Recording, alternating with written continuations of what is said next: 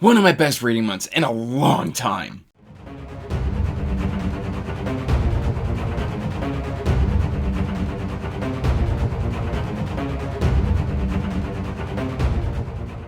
Hey everyone, welcome back to Andrew's Wizardly Reads, and today, guys, we are doing the reading wrap-up for May. But before we get into that, please do me a favor and like this video and subscribe to the channel, as it does help the channel grow. And you can check the description box down below for links to my social media, including the Discord and my newly updated Patreon. Now, if you're uninterested in learning about the new updated Patreon, I will have time codes down below that you can just jump straight to the wrap-up. But we are going to talk about the new Patreon.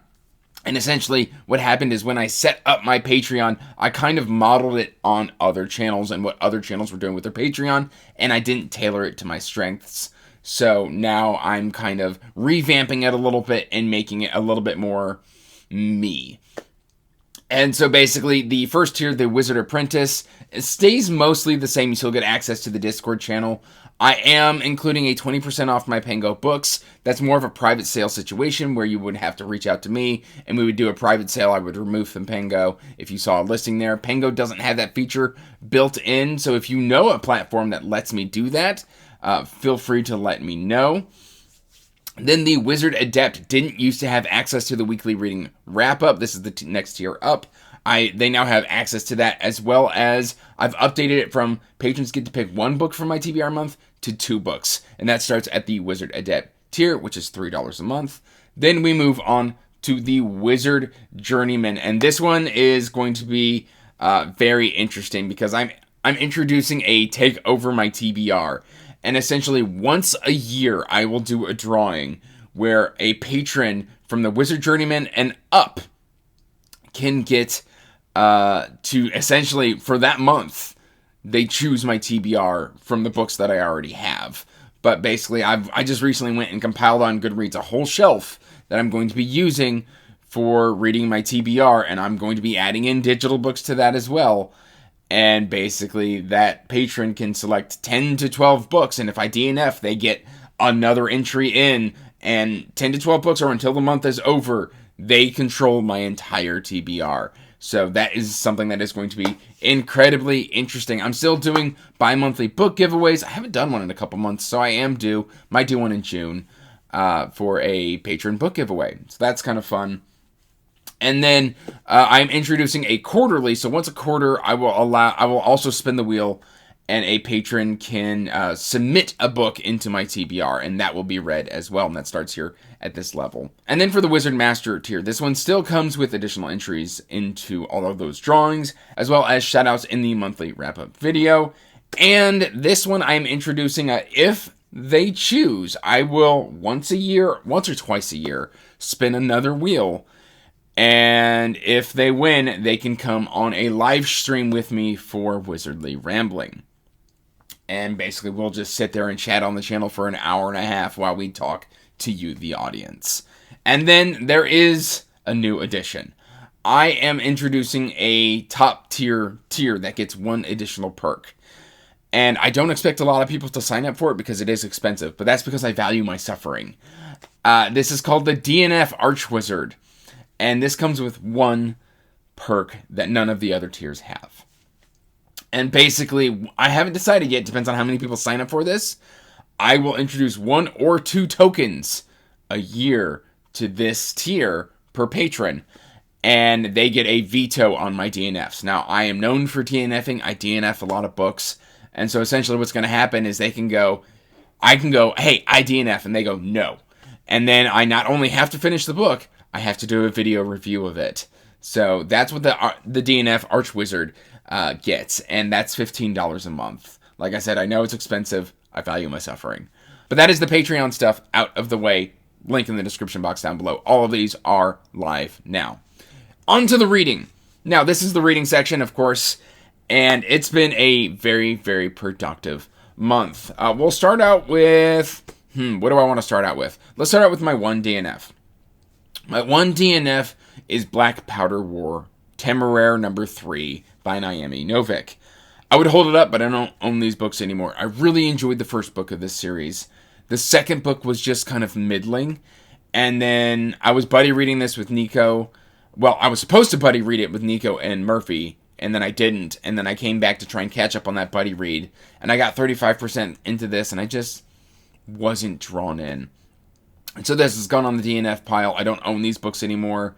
There's just a lot of travel, and in that we don't really build on the relationship between Lawrence and Temeraire, and I don't know, I wasn't drawn into it anymore. So unfortunately, I will not be continuing the Temeraire series, but it is what it is. Then I did get 35% into Alex Mahar's Hedge Wizard.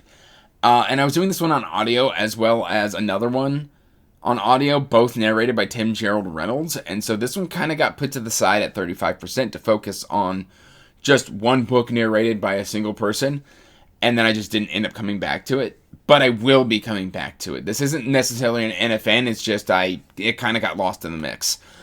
I really enjoy Hump, the Hedge Wizard. It's short for Humphrey, but he's called Hump throughout the entire book. I really kind of like his cynicism and his pessimism and his realism. But there's also like a humor that runs throughout, and I really enjoy this. It's marketed as kind of a progression lit RPG. I disagree, because at 35%, I just didn't see any lit RPG elements at all, other than the fact that it's in a dungeon. But I no longer associate that with just lit RPG. So maybe that comes in later in the series. I might pick these up on physical when I come back and I finish the first book, because it was really, really good. I then read Quaint Creatures by Andrew D. Meredith.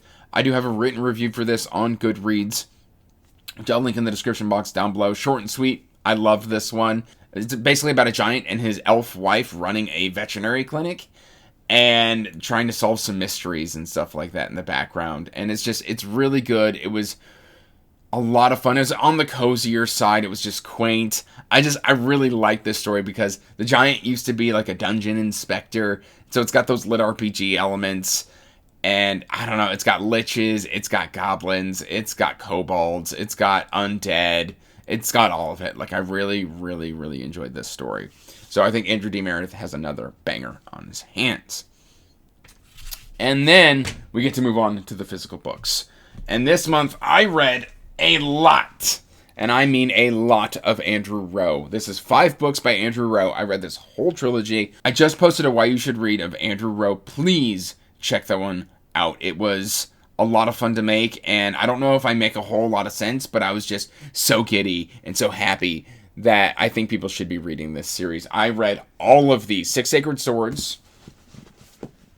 Fantastic book. Super funny. Love Weapons and Wielders. Diamantine. Loved that. Once I read 6 Sacred Swords, I realized that this trilogy came before it and kind of spoiled these books a little bit. So I went back and I read Defying Destiny, Stealing Sorcery, and Forging Divinity. But, man, the Andrew Rowe train will sadly have to come to an end here soon because I'll be caught up.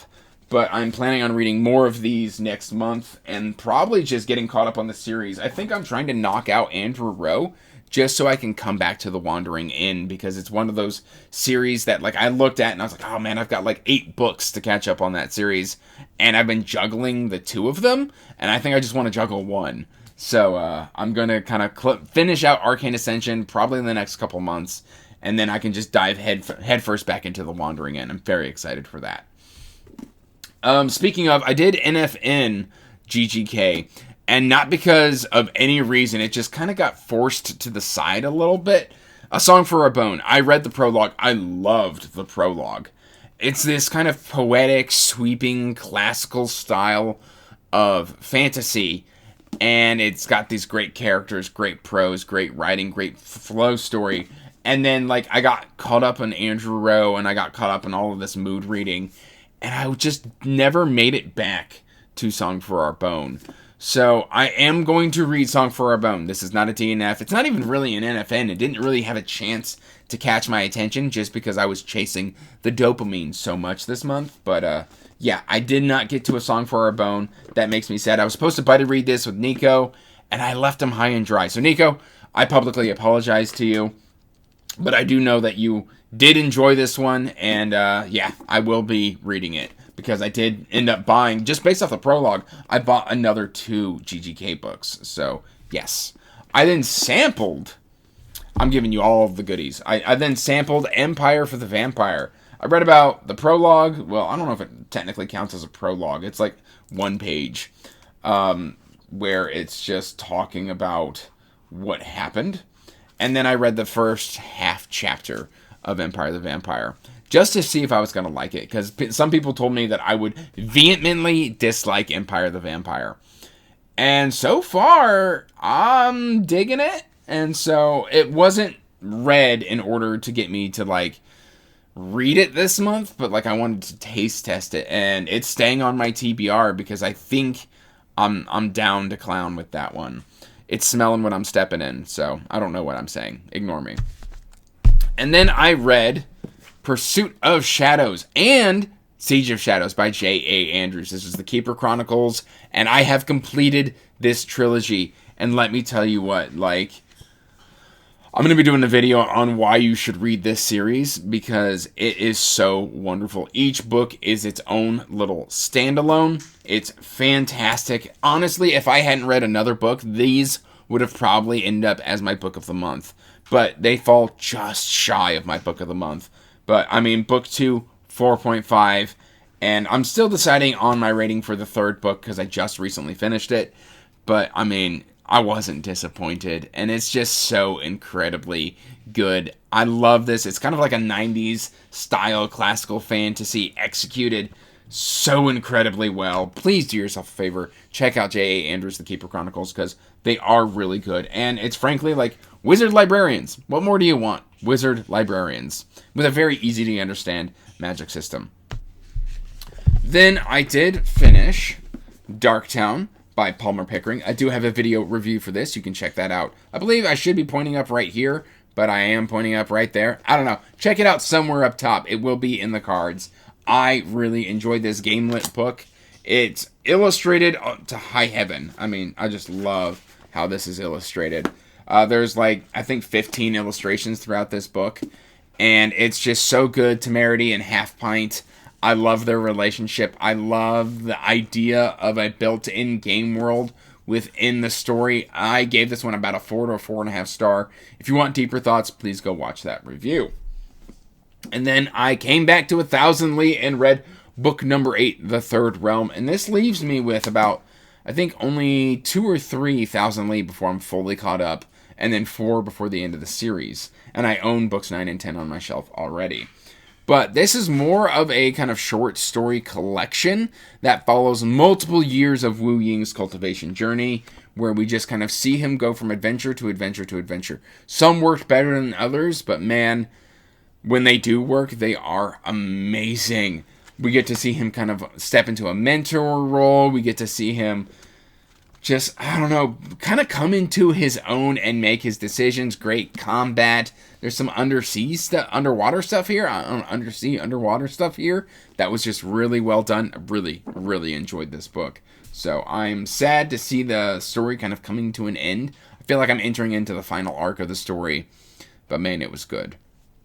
And then one I have not finished this month is because I'm just kind of taking my time with it, is Lord of the Shattered Lands by Howard Andrew Jones. I'm about halfway through this one, and I'm just doing like an adventure a night, which basically rounds out to about a chapter a night. This one is also kind of like a single story full of short stories that follow Hennevar on his path to doing his best to salvage what he can of his nation and his people, and he's looking for his daughter. He's trying to inter his brother, and he wants revenge on the people who hunted his city and annihilated his nation. He's a general. He's an older protagonist. It's kind of sword and sorcery vibes. Very, very good.